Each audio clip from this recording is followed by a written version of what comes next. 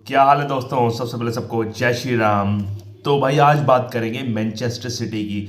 भाई एक कहावत ना बड़े बूढ़ों ने सही कही है कि अर्श से फर्श में आने तक का ना टाइम बिल्कुल भी नहीं पता लगता। भाई किस्मत कहाँ दगा दे जाए, मतलब वो कहते हैं ना, टाइम, किस्मत, जज्बात कब पलट जाए ये बिल्कुल भी नहीं पता लगता। और ये बात मैनचेस्टर सिटी के लिए बिल्कुल सही साबित हो रही है।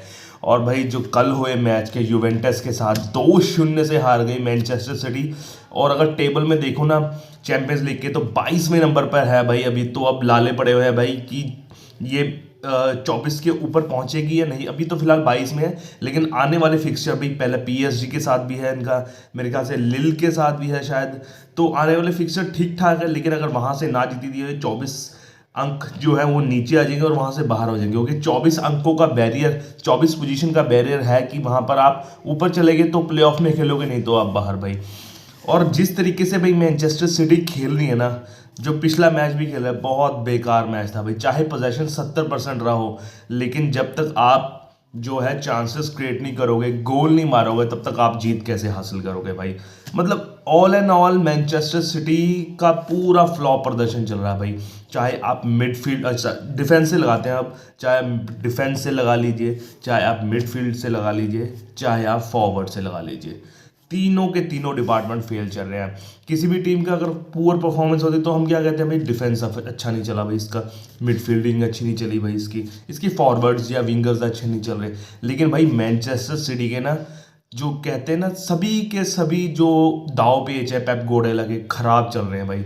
और पेप गुardiola ऐसा मैनेजर है, मतलब एक दो अगर हार हो जाए ना तो वो पागल हो जाता है। लेकिन अब 7 लगातार हार हो चुकी हैं उसकी, लगातार नहीं मतलब पिछले 9 मैचों में 7 बार हार चुके हैं, एक बार ड्रॉ और एक जीता है। तो अब पता नहीं उसके मन में क्या चल रहा होगा भाई। और उनकी डिफेंडिंग सबसे पुअर है भाई, 23 पता नहीं 25 गोल कंसीड कर चुके हैं 9 मैचों में। और पता नहीं, अगर लोग कह रहे हैं कि भाई रॉड्री नहीं है इसकी वजह से पुअर परफॉर्मेंस, हाँ मान लिया रॉड्री नहीं है, बहुत इफेक्ट है उसका रॉड्री का टीम के अंदर। लेकिन भाई एक मैच चल जाता है, 2-3, यहाँ पर 7 मैच इन्हें रो हार चुकी है भाई। तो बहुत मुश्किल लग रहा है भाई। अब ना तो ये चैंपियंस लीग में कहीं पहुंचने वाली है टीम, और ना ये प्रीमियर लीग में टॉप 4 पर है भाई। अगला चौथे नंबर पर है, और अगला जो मुकाबला है डार्बी मुकाबला है भाई, Derby Manchester Derby, Manchester city और यूनाइटेड के बीच में। तो मुझे तो नहीं लगता भाई मैनचेस्टर सिटी यहाँ पर कुछ हैरत अंगेज कर पाएगी भाई। और कल की मैच की बात देख लो आप, कितना बेकार मैच था भाई। मेन कहूँगा, पहले हर एक पॉइंट्स में लाते हैं, पहले डिफेंडिंग में बात करते हैं भाई। डिफेंसिव में क्या है भाई, नाथे नाके हैं आपके, ठीक है ना, एकांजी हैं आपके, और काइल वॉकर है। ये दोनों तो ठीक ही रहे, नाथे नाके एकांजी, मतलब अपनी परफॉर्मेंस से बिलो परफॉर्मेंस दे रहे हैं। लेकिन जो काइल वॉकर है ना, वो तो परफॉर्मेंस दे ही नहीं रहा, बिलो का मतलब बिलो से भी नीचे ना, खड्डा खोदने वाली परफॉर्मेंस है उसकी। मतलब इतना बढ़िया था पेस उसका, इतना बढ़िया फिजिकल स्ट्रेंथ था, पता नहीं क्या हुआ भाई। पहला कुछ इस सीजन से पहले पहले तो अच्छा खेले सब के सब, लेकिन मेनली काइल वॉकर अच्छा खेला, लेकिन बाद में जैसा सीजन स्टार्ट हुआ, मिड में आया, बहुत ही बेकार खेलने लग गया भाई। काइल वॉकर अपनी पेस के लिए जाना जाता था, ना उसके पास पेस रही भाई, ना फिजिकलिटी रही। बॉल आती है, वो बॉल का पोजेशन नहीं रख पाता, पासिंग अच्छी नहीं कर पाता, और कैरी भी नहीं कर पाता भाई। कोई भी प्लेयर छोटा या बड़ा उससे खींच के बॉल ले जा लेता है। और कल के मैच में भी वैसा हुआ भाई। आप देखोगे ना, जब क्रॉस आया वेल्बाहिच को, ठीक है ना, वो बंदे को डिफेंड ही नहीं कर रहा भाई। भाई उसको तू रोक ले कि क्रॉस ना दे उसको, धीरे धीरे धीरे धीरे जा रहा। पता नहीं, समझ नहीं आ रहा भाई क्या हो गया उसको, मतलब इतनी गंदी परफॉर्मेंस। ऐसी परफॉर्मेंस में तो सऊदी लीग में भी ना खेले, इतनी गंदी परफॉर्मेंस भाई उसकी काइल वॉकर की। तो मुझे लगता है भाई अब टाइम आ चुका है, काइल वॉकर का उम्र भी हो गई है, 34-35 के हो गए होंगे मेरे साथ काइल वॉकर, कि भाई वो टाटा बाय बाय कर दे मैन सिटी को, ताकि उनको जबरदस्ती ना निकाला जाए, अपने आप ही बोल दे भाई मेरा हो गया मैन सिटी के लिए, मैं जा रहा हूँ, ठीक है ना। ये होगी डिफेंसिव लाइन की। और नाथे नाके तो क्या ही बात करें भाई, उनका तो जैसा, अगर कॉइल वॉकर ही नहीं कर पा रहा तो वो क्या कर पाएंगे। अब बात करते हैं भाई मिडफील्डिंग की। मिडफील्डर में ना, अगर आप कहो कि भाई समझ ही नहीं आ रहा मिडफील्डर में क्या हो रहा है, पहले बात कर लेते हैं हम केविन डी ब्रुयने की भाई। केविन डी ब्रुयने, चलो माना हम चोट से उबर कर अब आया है, हाँ ये मैं बात कहना चाहूंगा भाई, फुली फिट नहीं है केविन डी ब्रुयने। केविन डी ब्रुयने एक ऐसा प्लेयर है जो मिनटों में, चुटकियों में गेम पलट सकता है अपने एक या फिर दो पासे से भाई। उसको बस एक या दो पासे चाहिए, आगे जो गोल करे ना करे, एक या दो पासेस चाहिए उस चांस क्रिएट करने के लिए भाई। अगर अच्छा फॉरवर्ड होगा वो गोल कर देगा, मतलब वो चुटकियों में या मिनटों में सेकंडों में गेम चेंज कर देता था। लेकिन अब एक तो उसकी उम्र ज़्यादा हो गई भाई, 34-35 साल का हो गया, प्राइम देख लिया हमने उसका, अब दोबारा से प्राइम नहीं आता। प्लस चोट भी लगी है, चोट के बाद अब उभरा है वो, 100% फिट भी नहीं हुआ है, लेकिन अपनी मैनचेस्टर सिटी के लिए वो खेल रहा है। तो केविन डी ब्रुयने का तो ऑब्वियसली आपको पता है चोट के बाद बहुत मुश्किल लग रहा है। अब उसका भी कई बोल रहे हैं कि वो MLS में जाएगा, इंटर मियामी में जाएगा, पता नहीं सच या नहीं, लेकिन उसको चले जाना चाहिए यार। जिस तरीके से अब मैन सिटी का लेवल उतना नहीं रहा जितना इनका होना चाहिए था। फिर अब बात कर लेते हैं भाई बर्नार्डो सिल्वा की। भाई बर्नार्डो सिल्वा, मुझे ना अब बर्नार्डो सिल्वा को देख के तरस आने लग गया भाई। अब क्या कर रहा है वो, खिंच जा रहा है प्लेयरों से, गिर रहा है, लड़ रहा है प्लेयरों से, कर कुछ नहीं रहा वो, एक आधा पास दे रहा है, लेकिन वो जो क्लिक मोमेंट होता है ना वो क्रिएट नहीं कर पा रहा, ठीक है ना। बस गुस्सा निकाल रहा है अपोनेंट को। अब कल वाला भी मैच देख लीजिए, एक अच्छा चांस, एक अच्छा मारा था गोल, एक अच्छा मतलब चांस क्रिएट कर रहा था, लेकिन वो हिट नहीं करा। बस बंदों से लड़ना है उसने, झगड़ना है बस, और कुछ नहीं है। और फिल फॉर्डन तो काइल वॉकर की तरह ही हो गया ही। पिछले सीजन में इसको यंगेस्ट प्लेयर का अवार्ड मिला था, कुछ ऐसे ही था, लेकिन इस सीजन भाई बहुत बेकार लग रहा है भाई। वो ऐसा लग रहा है उसका एक फुट तो उसका है ही, है ना, राइट फुट तो उसका स्ट्रेंथ है, लेफ्ट तो चलता ही नहीं उसका, लेकिन भाई बिल्कुल ही उखड़ा हुआ प्लेयर लग रहा है। लग ही नहीं रहा कि भाई वो पिछले साल वाला फिल फॉर्डन है, ठीक है ना। अगर हम बात करें रॉड्री की, रॉड्री है नहीं, उसकी एब्सेंस में लोग कह रहे हैं इतना कुछ हो रहा है, लेकिन अगर वो प्रेजेंट भी रहता ना यहाँ पर, फिर भी वो इतना कुछ ना कर पाता, क्योंकि अकेला प्लेयर क्या उखाड़ लेगा भाई, ठीक है ना। ये होगी मिडफील्डिंग। और फॉरवर्ड में जो आप बात कर लो, फॉरवर्ड में हम किसकी बात करें भाई, एक ही की बात करेंगे, अर्लिंग हलांड की भाई।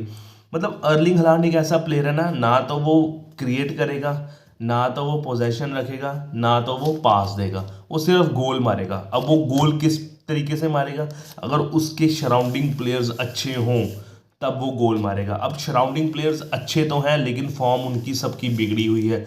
चाहे केविन डी ब्रुयना लगा लीजिए आप, चाहे फिल फोर्डन लगा लीजिए आप, चाहे गुंडगॉन लगा लीजिए आप, चाहे बर्नार्डो सिल्वा लगा लीजिए, इन पे डिपेंडेंट है। अगर ये अच्छा करेंगे ना आपके मिडफील्डर्स, तो ही अच्छा करेगा अर्लिंग हaaland, क्योंकि इसके पास ना तो कोई क्रिएटिविटी है, ना पासेस, ना तो ये बॉल बनाता है कुछ, मतलब पकी पकाई इसको खीर चाहिए और कुछ नहीं चाहिए अर्लिंग हaaland को। मुझे नहीं अच्छा लगता यार वो प्लेयर, ठीक है ना, कुछ क्रिएट ही नहीं कर पाता। कल का मैच देख लीजिए, इतना अच्छा चांस दिया था बर्नार्डो सिल्वा ने, भाई बर्नार्डो सिल्वा ने अच्छा पास दिया था, लेकिन उसको कन्वर्ट नहीं कर पाए गोल में। हालांकि गोलकीपर ने बहुत अच्छा सेव किया, लेकिन भाई करना चाहिए था कन्वर्ट उसको। भाई तू इतना बोल रहे हैं उसको बैलन डोर प्लेयर ही फलाना ढिमकाना, लेकिन मेरे लिए बिल्कुल भी नहीं है वो। और प्लस यूलियन अल्वारेज की कमी भाई मुझे लग रहा है, क्योंकि एक तरफ अगर जूलियन अल्वारेज रहता था ना, तो उसको थोड़ा सा डर रहता कि मुझे बेंच ना कर दे अगर मेरी इतनी बेकार परफॉर्मेंस रहेगी। तो वो कम्पिटिटिवनेस जो है ख़त्म हो गई अर्लिंग हaaland की जूलियन अल्वारेज की एब्सेंस में, उसको डर खत्म हो गया बेसिकली, मैं बोलूँ तो फॉरवर्ड की भी बात हो गई। अब सिर्फ जैक ग्रिलिश को भाई इस टाइम में काफ़ी मौका दिया था यूवेंटस के टाइम में, लेकिन जैक ग्रिलिश भी अकेला क्या कर पाएगा, ठीक ठाक खेला जैक ग्रिलिश। अब उसका रोल ही अलग हो गया भाई। अब वो गोल में दागने की जगह ज़्यादा क्रिएट कर रहा है, पासेस दे रहा है ज़्यादा, पता नहीं क्या हो गया। अब वो पासेस दे रहा है अर्लिंग हaaland को, वो गोल नहीं कर पा रहा। और अगर बात करें डोकू की, सिर्फ मुझे डोकू ही लग रहा है जो अच्छा प्लेयर है, थोड़ा सा एनर्जेटिक प्लेयर लग रहा है डोकू की भी। हाँ, ये विंगर, लेफ्ट विंगर अच्छा खेलता है, ठीक है ना। अब फिर डोकू क्या अगला खेत उखाड़ लेगा भाई अकेला बंदा।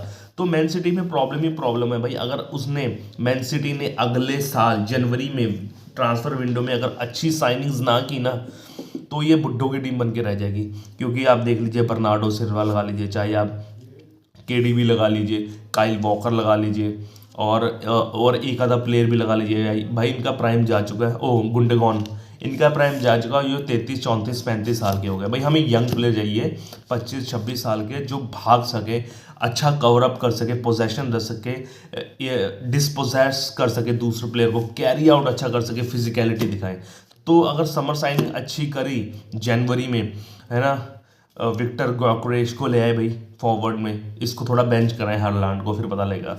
मतलब ऐसे ऐसे प्लेयर ले, युवा मेंडी को ले, एक आधे प्लेयर्स को और ले हमें डिफेंस में, वो तो इन्होंने बना रखी होगी जो स्ट्रेटजी, अगर कर लेते हैं तो ठीक ठाक रहेगा भाई। सीज़न टॉप 4 में आ जाएंगे प्रीमियर लीग के, अगली बार क्वालिफाई कर पाएंगे उसमें, चैंपियंस लीग में। अगर ऐसा नहीं कर पाए तो टॉप फोर में इनका पत्ता कट जाएगा भाई प्रीमियर लीग में, और ना तो ये चैंपियंस लीग कुछ कर उखाड़ पाएंगे और अगले साल की चैंपियंस लीग में भी पार्टिसिपेट नहीं कर पाएंगे अगर अच्छी साइनिंग्स जनवरी में ना की तो भाई ग्वार्डियोला की मैन सिटी के लिए तो पहाड़ के वो बोलते हैं ना रास्तों में पत्थर पत्थर बोलते हैं आ रहे हैं, है ना, कंकड़ पत्थर बोलते हैं। मैं तो कहता हूँ बिल्कुल ही पहाड़ आ गया रास्तों में इनके, इनको उनको पार करना पड़ेगा। पार कैसे करेंगे ये तो मैं जानता हूँ, ना आप जानते हो, ना मुझे लग रहा पेप गोडेला जानते हैं। ये सिर्फ टाइम ही जानता है कब इनकी परफॉर्मेंस अच्छी होगी, ठीक है ना। चलो, तो ऐसी ही खबर जानने के लिए मेरे चैनल को लाइक से सब्सक्राइब कीजिए। तब तक के लिए जय श्री राम, ओके बाय।